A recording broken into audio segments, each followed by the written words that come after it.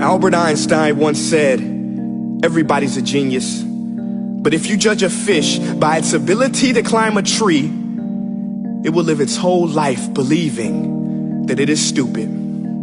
Ladies and gentlemen of the jury, today on trial we have modern day schooling. Glad you could come. Not only does he make fish climb trees, but also makes them climb down and do a 10-mile run. Tell me, school, are you proud of the things you've done?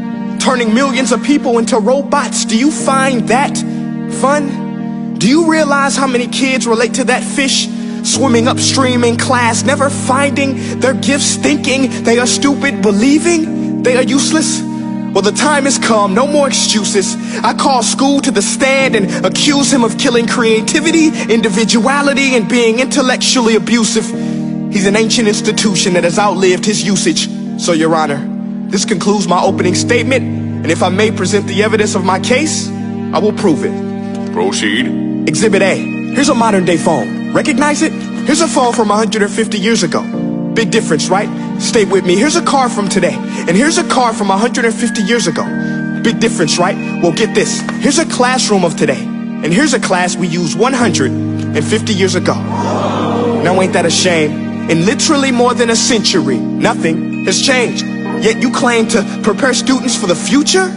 But with evidence like that, I must ask, do you prepare students for the future or the past?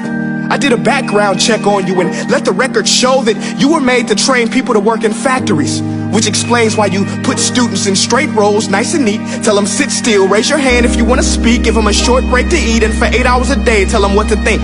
Oh, and make them compete to get an A letter which determines product quality, hence grade A of meat.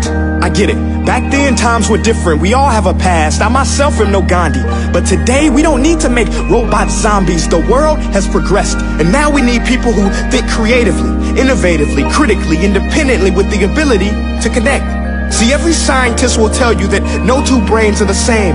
And every parent with 2 or more children will confirm that claim.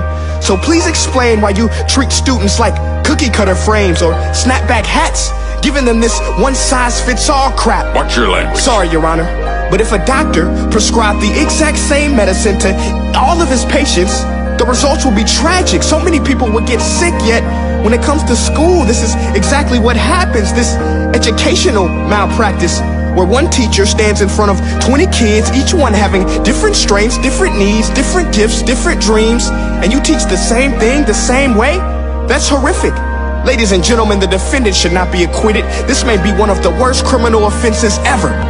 And let's mention the way you treat your employees. Objection. Overruled. I want to hear this. It's a shame.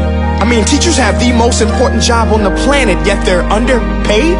No wonder so many students are short-changed. Let's be honest. Teachers should earn just as much as doctors, because a doctor can do heart surgery and save the life of a kid. But a great teacher can reach the heart of that kid and allow him to truly live. See, teachers are heroes that often get blamed, but they're not the problem. They work in a system without many options or rights. Curriculums are created by policymakers, most of which have never taught a day in their life.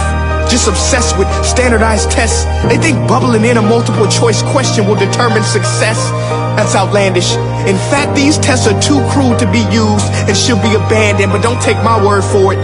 Take Frederick J. Kelly, the man who invented standardized testing, who said, and I quote, "These tests are too cruel to be used and should be abandoned." Ladies and gentlemen of the jury, if we continue down this road, the results will be lethal. I don't have much faith in school, but I do have faith in people. And if we can customize healthcare, cars, and Facebook pages, then it is our duty to do the same for education, to upgrade it, change it, do away with school spirit, because that's useless unless we're working to bring the spirit out of each and every student. Let's give every gift an equal chance. I know this sounds like a dream, but countries like Finland are doing impressive things.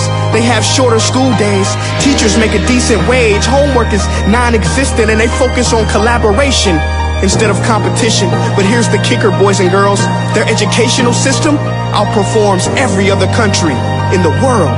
Other places like Singapore are succeeding rapidly. Schools like Montessori, programs like Khan Academy, there is no single solution. But let's get moving, because while students may be 20% of our population, they are 100% of our future. So let's attend to their dreams and there's no telling what we can achieve. This is a world in which I believe, a world where fish are no longer forced to climb trees. I'll rest my case.